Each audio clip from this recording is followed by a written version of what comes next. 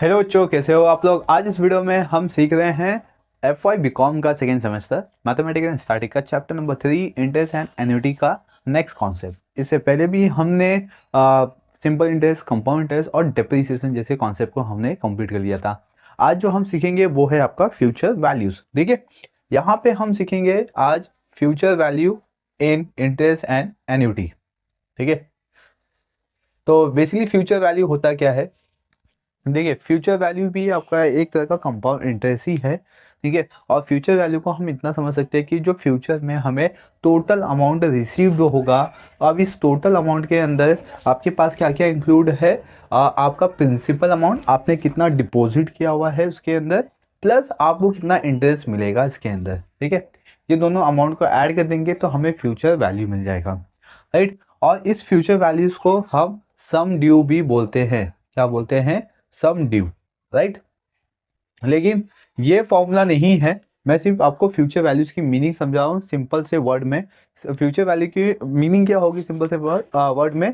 Principal plus interest. ठीक है, हमने कितने पीरियड में, कितने नंबर ऑफ ईयर्स में हमने अमाउंट डिपॉजिट करके रखा हुआ है, जैसे कि 5 ईयर्स, 4 ईयर्स, 3 ईयर्स, हमने इतना अमाउंट डिपॉजिट करके रखा हुआ है। ठीक है, और हमें एक सर्टन पीरियड में यानी कि 4 ईयर्स पे हमें एक टोटल अमाउंट कितना मिलेगा।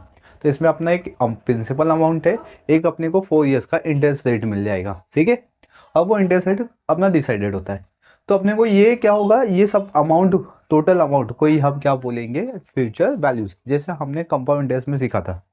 देखिए, कंपाउंड इंटरेस्ट में हमने क्या सीखा था? बेसिक एक्यूमुलेटेड वैल्यूज का फॉर्मूला होता था ए इक्वल्स टू पी, ठीक है, in the bracket 1 plus I power N. ठीक है, ये हमने कंपाउंड इंटरेस्ट के अंदर एक्यूमुलेटेड वैल्यूज निकालते थे या अमाउंट निकालते थे, इसके बेसिस पे हम क्या करते थे? कंपाउंड इंटरेस्ट निकालते थे, राइट। तो इसी इसी फॉर्मूलाज को हम क्या बोलते हैं? सम ड्यू। ठीक है, राइट। और इसीलिए यहाँ पे एक अलग सा कॉन्सेप्ट दे दिया गया है, फ्यूचर वैल्यूज। ठीक है, और ये आपके टेक्स्ट बुक का सिलेबस है, मतलब यहाँ पे आपको एक्सरसाइज भी दिया गया है कि आपको इस तरीके से फ्यूचर वैल्यूज फाइंड आउट करना है। ठीक है, आई होप आपको ये कॉन्सेप्ट समझ लिया होगा कि फ्यूचर वैल्यू क्या है। जो आपका एक्यूमुलेटेड वैल्यूज यानी कि एक नंबर ऑफ ईयर्स के बाद आपको एक सर्टन परसेंटेज पे, एक प्रिंसिपल पे आपको अमाउंट मिलेगा और टोटल अमाउंट हम कंसिडर कर देंगे तो हमें एक्यूमुलेटेड वैल्यू या सम ड्यू मिलने वाला है, राइट। चलिए, तो ये तो मैं ज़्यादा कॉन्सेप्ट यहाँ पे अभी लूंगा नहीं, अभी इतना कॉन्सेप्ट बहुत हो गया क्योंकि कंपाउंड इंटरेस्ट का हमने कॉन्सेप्ट कंप्लीट कर लिया हुआ है, राइट ना। इसी के बेसिस पे आपको यहाँ पे क्वेश्चन गिवन है, आप मदन प्रकाश सिंह की टेक्स्ट बुक को रिफर कर सकते हो क्वेश्चंस के लिए। ठीक है, अगर आइडियल हो गए, आइडियल के बच्चे हो गए FY बीकॉम के, ठीक है, BMS के बच्चे हो गए या BMS बीकॉम के रेगुलर बच्चे हो गए, कॉलेज जाने वाले बच्चे, ठीक है, उन सब के लिए यही सिलेबस है, राइट। सेमेस्टर सेकेंड के लिए मैथमेटिक्स एंड स्टैटिक्स का जो पार्ट है, क्योंकि BMS बच्चे लोग को, बच्चों को जो है उनके लिए भी यही सिलेबस है, तो आप इसको फॉलो कर सकते हो। और जो आइडल के बच्चे हैं उनके आइडल के टेक्स्ट बुक में खुद से गिवन है, तो ये भी आप फॉलो कर सकते हैं। चलिए, तो हम यहाँ पे अपना सिलेबस स्टार्ट करते हैं, राइट। यहाँ पे आज हम करने वाले हैं इल्यूस्ट्रेशन नंबर 24। इससे पहले जो इल्यूस्ट्रेशन थे हमने सिंपल इंटरेस्ट, कंपाउंड इंटरेस्ट और डेप्रिसिएशन के, ये हमने कंप्लीट कर लिए हुए। आज हम स्टार्ट करेंगे इल्यूस्ट्रेशन नंबर 24, जो कि इसका एक बेसिक सा कॉन्सेप्ट है जो इसके फॉर्मूला के ऊपर बना हुआ है। ठीक है, तो इल्यूस्ट्रेशन नंबर 24 देख लेते हैं। हम यही फॉर्मूला यूज करने वाले हैं, इसके बियॉन्ड कुछ भी फॉर्मूलाज नहीं है फ्यूचर वैल्यूज के अंदर। ठीक है, ओके। तो इसके अंदर फर्स्ट वन गिवन है, क्वेश्चन देख सकते हो आप लोग। Find the futures value of ₹30,000 kept in the fixed deposit and the account after the 6 year at 8% rate of compound interest per annum। ठीक है, तो क्वेश्चन में आपको सिंपल सिंपल 2 लाइन में लिख के दिया हुआ है कि इस क्वेश्चन के अंदर आपको पी यानी कि प्रिंसिपल, ठीक है, प्रिंसिपल वैल्यू गिवन है, दैट इज मीन्स हम इसको पी बोलेंगे। और ये 30,000 हमने फिक्स डिपॉजिट करके रखा हुआ है बैंक के अंदर, और ये कितने ईयर्स के लिए करके रखा हुआ है हमने? एन, एन मतलब क्या हो जाएगा? Number of years. ठीक है, नंबर ऑफ ईयर्स, अभी मैं स्टार्टिंग में सब कुछ लिख दे रहा हूँ, फिर नेक्स्ट टर्म से नहीं लिखूंगा मैं। ठीक है, नंबर ऑफ ईयर्स मतलब एन, एन की वैल्यू कितनी हो गई? 6 ईयर्स हो गई यहाँ पे, राइट। फिर आपको रेट ऑफ इंटरेस्ट गिवन है, rate of interest that is में आई गिवन है आपको 8% पर एनम बेसिस पे। अगर मैंने इसको सॉल्व किया तो 0.08 आता है क्लास। ठीक है, 8% को सॉल्व करने पे अब यहाँ पे फॉर्मूला अप्लाई करूंगा। फ्यूचर वैल्यू आपको फाइंड आउट करना है, तो अब यहाँ पे लिखेंगे फ्यूचर वैल्यू। आप सम ड्यू भी लिख सकते हो, फ्यूचर वैल्यू लिखिए या सम ड्यू लिखिए, दोनों का मीनिंग एक ही हो जाएगा। ठीक है,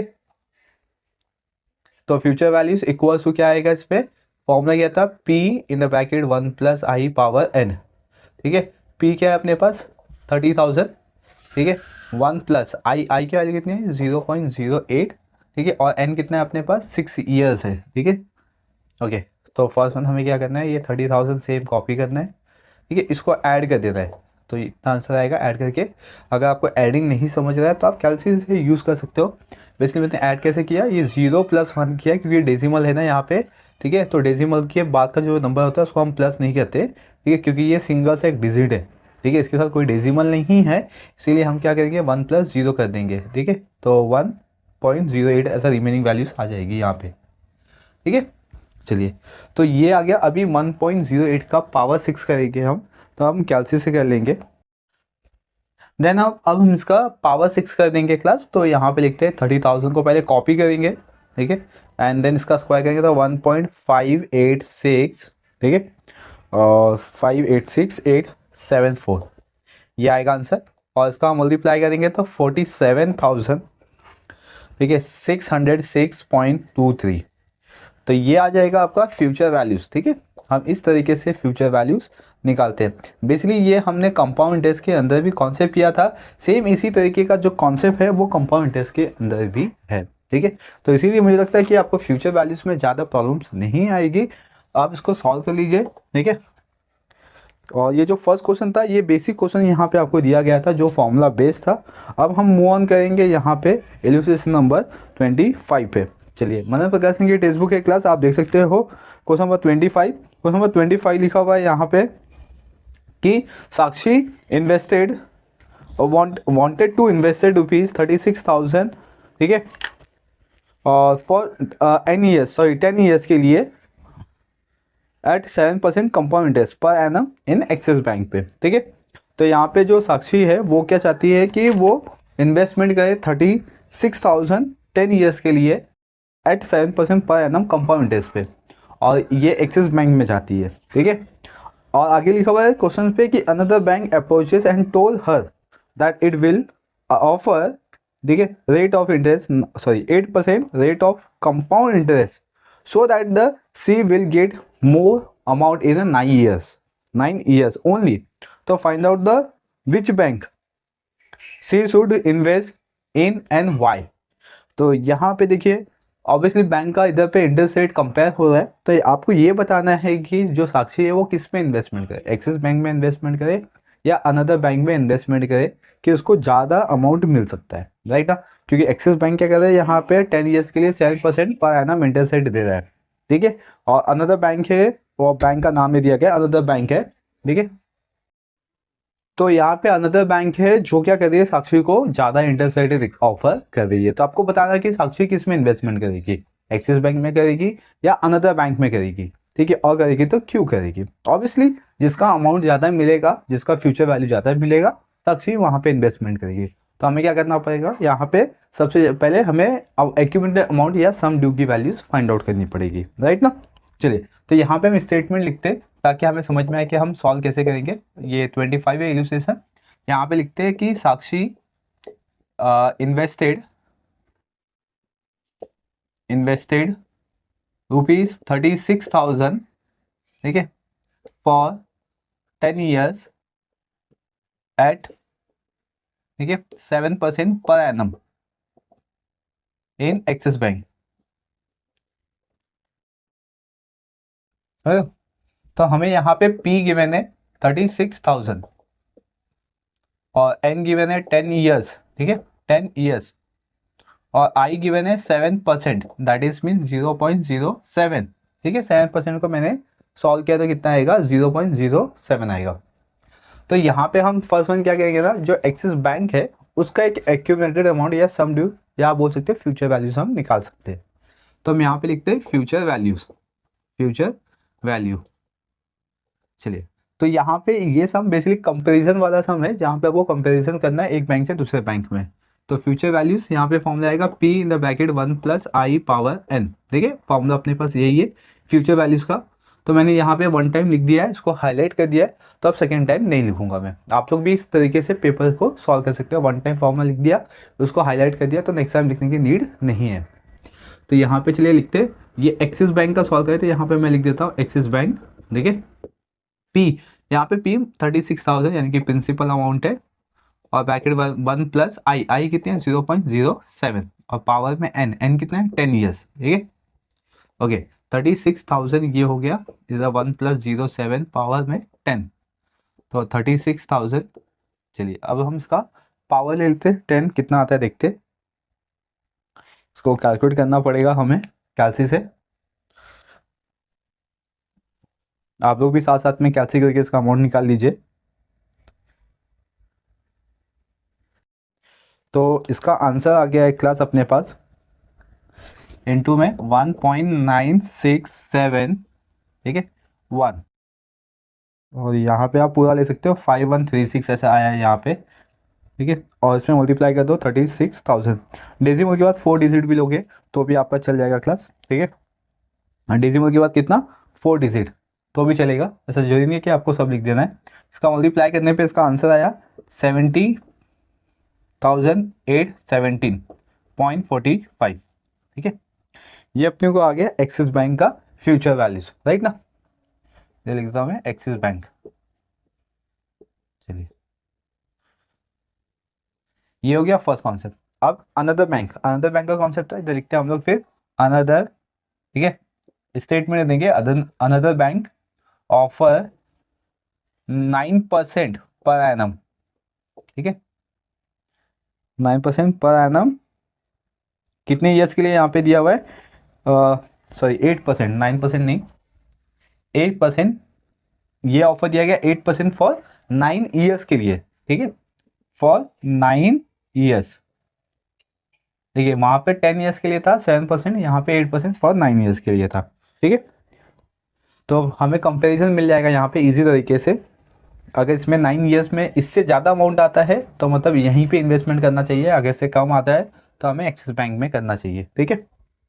तो यहाँ पे हमें प्रिंसिपल अमाउंट तो मिल गया है, सेम अमाउंट है 36,000 है, फिर इसमें एन गिवन है 9 ईयर्स, ठीक है, और आई गिवन है 8%, 8% का मीनिंग क्या होता है 0.08 होता है, ठीक है।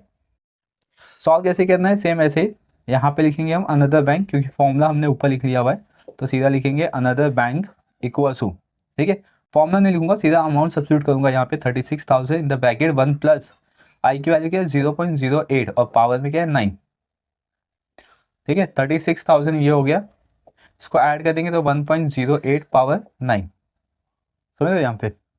चलिए अब हम इसका मल्टीप्लीकेशन करते हैं और देखते हैं कितना आता है। तो यहाँ पे पहले मैं 36,000 राइट डाउन कर लेता हूँ, और इनटू अभी जितना भी इसका आंसर है, ठीक है उसे मल्टीप्लाई कर देंगे हम, तो 1.08 को हमें 9 टाइम लेके जाना है, राइट। तो आप लोग भी कैलसी करके चेकआउट कर लीजिए इसका, 1 2 3 4 5 6 7 अरे 8 और ये 9, तो आंसर आएगा क्लास इसका 1 पॉइंट, ठीक है 3 टाइम 9 1 2 3 और एक 0, ठीक है। इसका हम मल्टीप्लाई कर देंगे 36,000 में, ओके। तो इसका आंसर आएगा यहाँ पे ₹71, इधर पे भी रुपीज़ का साइन आएगा, ठीक है 71,964.717, ठीक है, ये अनदर बैंक आ गया।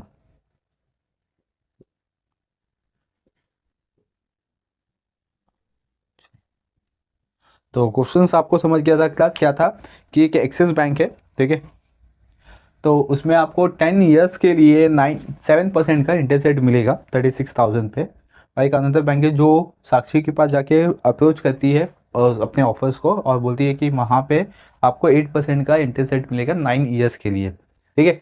तो यहाँ पे आपको बताना है, सजेस्ट करना है साक्षी को कि वो किस बैंक में इन्वेस्टमेंट करे, एक्सिस बैंक में करे या अनदर बैंक में जो ऑफर करती है। तो आप यहाँ पे अमाउंट देख सकते हो क्लास, ठीक है, यहाँ पे कितना है 70,870 और यहाँ पे 71,964 है, तो दैट इज मीन्स ये जो अनदर बैंक है वो उसमें ज़्यादा अमाउंट मिलेगा साक्षी को, तो हम ऑफर करेंगे या सजेस्ट करेंगे साक्षी को कि वो अनदर बैंक में ही इन्वेस्टमेंट करे। चलिए तो यहाँ पे स्टेटमेंट लिख लेते हैं हम लोग, यहाँ पे लिखते हैं हैंस, ठीक है, साक्षी ठीक है, हेंस साक्षी शुड इन्वेस्ट, ठीक है, Sakshi should invest in another bank, ठीक है, बस इतने लिखना है। Sakshi should invest in another bank या Sakshi should invest in second bank, ऐसा भी लिख सकते हो, लेकिन यहाँ पे अनदर बैंक था इसलिए मैं यहाँ पे क्या लिख रहा हूँ, अनदर बैंक लिख रहा हूँ। आई होप क्लास की ये जो इलस्ट्रेशन नंबर 25 है ये आपको समझ में आ गया होगा कि किस तरीके से आपको इसको सॉल्व करना चाहिए। चलिए अब हम मूव ऑन करेंगे इलस्ट्रेशन नंबर 26 पे। 26 लिखा है, Sumit invested ₹80,000 in the fix deposit for 2 years, ठीक है, at a certain rate of interest, compound interest पर annum in a bank. After 2 years, he got 96,800 as the accumulated amount. तो calculate the rate of interest, ठीक है। ये भी एक तरह का सिंपल क्वेश्चन है क्योंकि ये ऐसे टाइप के क्वेश्चन हमने कंपाउंड इंटरेस्ट में भी कवर किए हैं, ठीक है। यहाँ पे लेकिन फ्यूचर वैल्यूज के बेसिस पे पूछा हुआ है तो हम फ्यूचर वैल्यू के बेसिस पे ही करेंगे। अगर देखोगे तो फ्यूचर वैल्यूज और कंपाउंड इंटरेस्ट में ज़्यादा कोई डिफरेंसेस नहीं है। चलिए इस क्वेश्चन के अंदर आपको गिवन था कि जो सुमित है वो इन्वेस्टेड कर रहा है फिक्स डिपॉजिट, ठीक है, फॉर 2 years के लिए एक सर्टन रेट ऑफ इंटरेस्ट पे। तो दैट इज में यहाँ पे आपको पी की वैल्यू गिवन है ₹80,000, ये इन्वेस्ट कर रहा है, ठीक है। एन मतलब कितना नंबर ऑफ ईयर दिया हुआ है 2 years के लिए। बट इस क्वेश्चन के अंदर आपको आई की वैल्यू नहीं गिवन है, इसमें क्वेश्चन मार्क दे दिया गया है, ठीक है, calculate the rate of interest यहाँ पे लिखा हुआ है।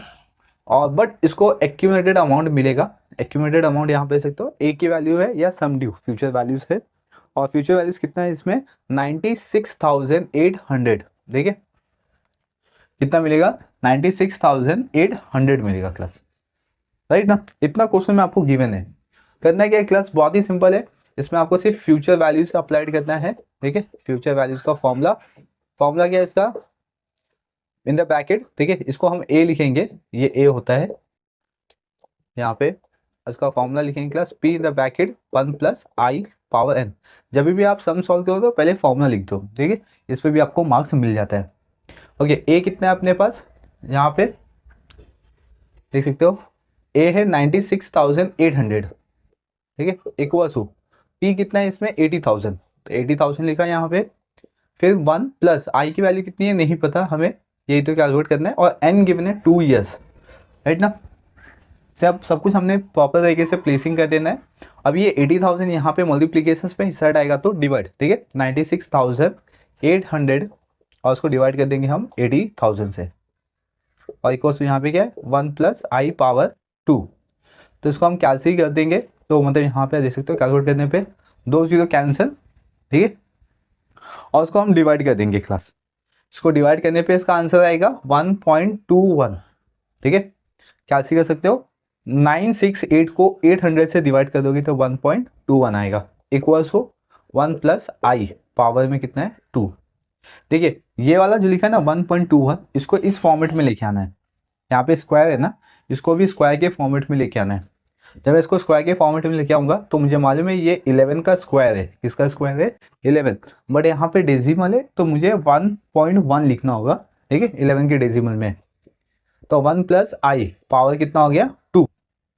अभी ये 1 + i लिखा है ना, तो इसको भी मुझे 1 + i के फॉर्मेट में कन्वर्ट करना है, ठीक है, तो कैसे कर सकता हूँ मैं 1 +, ठीक है, 0.1 और इसका स्क्वायर, तो यहाँ पे 1 + i और इसका स्क्वायर, समझ रहे यहाँ पे, ये देखो इसमें 0.1 लिख दिया मैंने, अगर मैं इसको प्लस करूँगा तो 1.1 आ जाएगा मेरे पास, तो दैट इज में देख सकते हो यहाँ पे पूरा सेम फॉर्मेट आ चुका है, तो i के प्लेस पे क्या आएगा 0.1, तो देयरफॉर i इक्वल्स टू 0.1, ठीक है, तो 0.1 का मतलब होता है 10%, तो यहाँ पे मैं लिखता हूँ the rate of interest,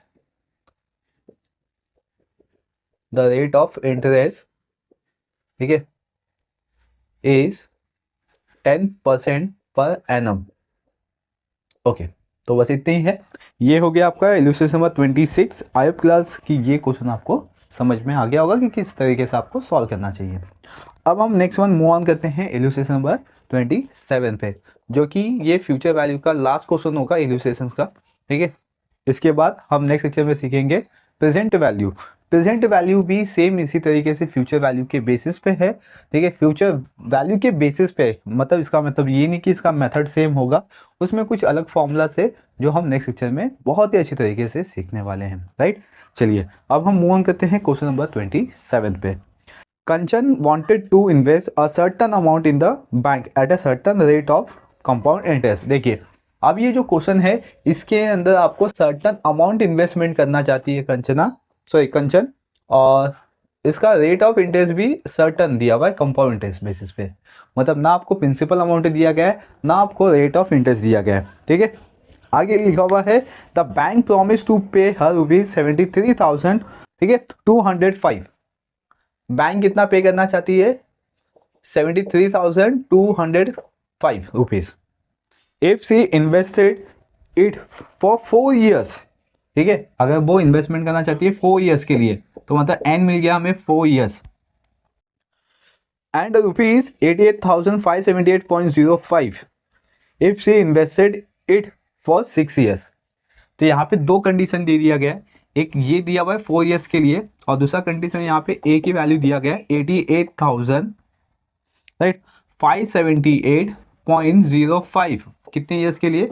6 years के लिए। मतलब कंचन को क्या मिलेगा यहाँ पे? 73,205 4 years में मिलेगा और 88,578.05 6 years में मिलेगा। ठीक है, find the principal amount she wanted to invested and rate of compound interest. ठीक है, तो ये दो कॉन्सेप्ट आपको यहाँ पे निकालना है, आपको प्रिंसिपल अमाउंट और रेट ऑफ इंटरेस्ट यहाँ पे निकालना है। दो कंडीशन दिया गया है, मतलब यहाँ पे इक्वेशन नंबर 1 और इक्वेशन नंबर 2 बनेगा। चलिए फर्स्ट हम इक्वेशन नंबर 1 को देख लेते हैं, फिर 2 को सॉल्व करेंगे। ठीक है, ऐसा यहाँ पे दो कंडीशन दिया गया है। ठीक है, तो फॉर्मूला अपना यहाँ पे यूज करेंगे फ्यूचर वैल्यूज का ही, फ्यूचर वैल्यूज। अब यहाँ पे देखिए कैसा होता है, बच्चों को डाउट आता है कि सर चलिए तो यहाँ पे हमें तो टेक्स्ट बुक में टॉपिक दिया हुआ है तो हम टॉपिक के बेसिस पे यहाँ पे फॉर्मूला अप्लाई कर रहे हैं, बट एग्जाम में कैसे करेंगे? तो एग्जाम में भी आपको टेंशन लेने की जरूरत नहीं है। ठीक है, एग्जाम में यहाँ पे आपको क्वेश्चन में मेंशन होता है कि आपको फ्यूचर वैल्यू निकालना है कि कंपाउंड इंटरेस्ट निकालना है, क्या निकालना है, ये सब आपको गिवन होता है। ठीक है, तो आपको टेंशन लेने की जरूरत नहीं है। तो यहाँ पे future values that is means A का फॉर्मूला होता है P in the bracket 1 + i power n। ठीक है, ये फ्यूचर वैल्यू का फॉर्मूला हो गया। चलिए तो इसमें अभी ए की वैल्यू क्या है देखिए, फर्स्ट वाला 73,205 इक्वल्स टू, सॉरी ये पी है, ए है सॉरी, और पी हमें तो पता नहीं है, 1 + i भी नहीं पता है, n पता है हमें 4 years के लिए फर्स्ट केसेस में। राइट, अब हम इसको सॉल्व करेंगे क्लास। देखिए सॉल्व तो नहीं कर सकते, यहाँ पे कुछ ऐसा गिवन भी नहीं है नंबर्स कि हम इसको सॉल्व करें, तो इसको हम इक्वेशन नंबर 1 दे देते हैं। अब सेकेंड इक्वेशन क्या है? 88,578 equals to P 1 + i power में कितना है 6, ये हो गया सेकेंड। ठीक है, ऐसे दो हो गए अपने पास। अब हम क्या करेंगे, इक्वेशन नंबर 2 को इक्वेशन नंबर 1 से डिवाइड कर देंगे क्लास। तो यहाँ पे लिखेंगे डिवाइडेड, या हाँ divided equation number 2 by equation number 1। ठीक है, तो इक्वेशन नंबर 2 क्या है? 88,000 इधर 0.5 भी था। ठीक है, 88,578.05 इसको डिवाइड करते हैं किससे? 73,205 से, इक्वल टू यहाँ पे p ब्रैकेट में 1 + i पावर 6 डिवाइड बाई इधर पे p ब्रैकेट में 1 + i पावर 4। ठीक है, यहाँ पे p कैंसिल हो गया और यहाँ पे ये 4 टाइम कैंसिल हो गया, तो रिमेनिंग कितना बचा? 2 टाइम बचा। राइट ना, अब हम इसको डिवाइड कर लेंगे क्लास, तो यहाँ पे हम क्या से यूज कर लेंगे, तो इसको डिवाइड करेंगे क्लास तो आंसर आएगा 1.21। देखिए दोनों को डिवाइड करेंगे तो 1.21 आएगा, और यहाँ पे 1 + i पावर में 2। देखिए तो सेम कॉन्सेप्ट हमने अभी यहाँ पे किया था क्लास। देखिए यहाँ पे हमने किया था तो इसका रेट ऑफ इंटरेस्ट कितना आता है? 10% आता है। तो यहाँ पे मैं थोड़ा सा डायरेक्टली लिखूंगा अभी, तो यहाँ पे लिखता हूँ देयरफॉर i इक्वल्स टू कितना आएगा? 0.1। ठीक है, तो therefore the rate of interest is 10% per annum. चलिए तो हमें इधर पे i की वैल्यू मिल गई क्लास। हमें क्वेश्चन के अंदर क्या निकालना था? एक p की वैल्यू निकालनी थी और दूसरी i की वैल्यू, तो i की वैल्यू आ गई है। अब p की वैल्यू निकालेंगे तो p की वैल्यू कैसे निकालेंगे, इक्वेशन नंबर 1 आइदर 2 किसी एक में सब्स्टिट्यूट कर देंगे, तो हम इक्वेशन नंबर 1 यहाँ पे यूज करते हैं। यहाँ पे लिखेंगे प्लेसिंग, ठीक है, ice value in equation number 2 sorry 1। Equation number 1 क्या वो लिखते हैं 73,205 इक्वल्स टू 1 प्लस, सो इधर पे p है, i इधर पे 4, ठीक है। 73,205 लिखा हमने, इधर पे p 1 प्लस i की प्लेस पे क्या आएगा 0.1, ठीक है, और पावर में 4। अगर मैं इसको सॉल्व करूँ तो 1.1 होता है क्लास, पावर 4, 73,000 इतना। चलिए, तो अब हम इसका पावर 4 करेंगे क्लास, तो पावर 4 की वैल्यू आएगी इसकी 1.4641, ठीक है। 1.1 का पावर 4 कर दिया हमने, ये मल्टीप्लिकेशन में इधर आके डिवाइड हो जाएगा क्लास, इसको डिवाइड कर देंगे, तो देयरफॉर इसको डिवाइड कर देंगे क्लास, तो हमें अमाउंट आ जाएगा, और ये अमाउंट आएगा ₹50,000, समझ रहे यहाँ पे। तो यहाँ पे लिख देंगे हम लोग स्टेटमेंट, एक तो हमने रेट ऑफ इंटरेस्ट का स्टेटमेंट लिख दिया है, अब हम प्रिंसिपल अमाउंट का इंटरेस्ट लिख देंगे, तो देयरफॉर द प्रिंसिपल अमाउंट या प्रिंसिपल वैल्यू इज ₹50,000, ठीक है। तो सुमित कितना इन्वेस्टमेंट करेगा, 50,000 इन्वेस्टमेंट करेगा, तो उसको 4 ईयर्स में 73,205 रुपीज़ मिलेगा, राइट, और 6 ईयर्स में 88,578.05 पैसे मिलेंगे। क्लियर यहाँ पे। तो ये हो गया आपका इलुस्ट्रेशन नंबर 27, राइट ना। तो यहाँ पे आपकी फ्यूचर्स वैल्यू का इलुस्ट्रेशन खत्म हो गया है। एक्सरसाइज में इसी तरीके के क्वेश्चन गिवन होते हैं क्लास, आप अपने प्रैक्टिस के लिए एक्सरसाइज से क्वेश्चन उठा सकते हो और उसको सॉल्व कर सकते हो, राइट ना। और जैसे जैसे अपना सिलेबस होते जाएगा मैं एक्सरसाइज के भी क्वेश्चन यहाँ पे सॉल्व करूँगा, ताकि आपको एक्सरसाइज और इलुस्ट्रेशन में दोनों में कोई भी डिफिकल्टीज ना आए, राइट ना। अभी आप अपने प्रैक्टिस के लिए अगर आपने लेक्चर्स पूरा अच्छी तरीके से देख लिया है, समझ लिया है, तो डेफिनेटली क्लास में यहाँ पे गारंटी देता हूँ कि आपको एक्सरसाइज के क्वेश्चन भी इसी तरीके से सॉल्व कर सकते हो। चलिए, इस लेक्चर्स में इतना ही है। अब हम मिलेंगे नेक्स्ट लेक्चर में, जो कि अपना प्रेजेंट वैल्यूज होगा, और ये भी एक तरह का ईजी सा कॉन्सेप्ट है, ठीक है। सिर्फ आपको क्या करना है, पूरा लेक्चर्स ध्यान से देखना है, ध्यान से सुनना है। अगर कोई डाउट आता है तो आप मुझे कमेंट सेक्शन में कमेंट कर सकते हैं। यहाँ तक कि हम यहाँ पेपर भी सॉल्व करेंगे, प्रीवियस ईयर के जो भी पेपर्स है उसको भी सॉल्व करेंगे आपके सिलेबस के अकॉर्डिंग। यहाँ पे मैं इस चैनल पे आपके बीकॉम के सैम 1 और सैम 2 यानी कि सेमेस्टर 1 सेमेस्टर 2 के सिलेबस अपडेट करते रहता हूँ। आप प्लेलिस्ट में जाके इसको चेकआउट कर लीजिए, या तो लिंक आपको डिस्क्रिप्शन बॉक्स में मिल जाएगा। चलिए, चैनल को सब्सक्राइब कर लीजिए, बेल आइकन प्रेस कर लीजिए, ताकि आपको इसी तरीके के अपडेट मिलते रहेंगे। Thank you for watching.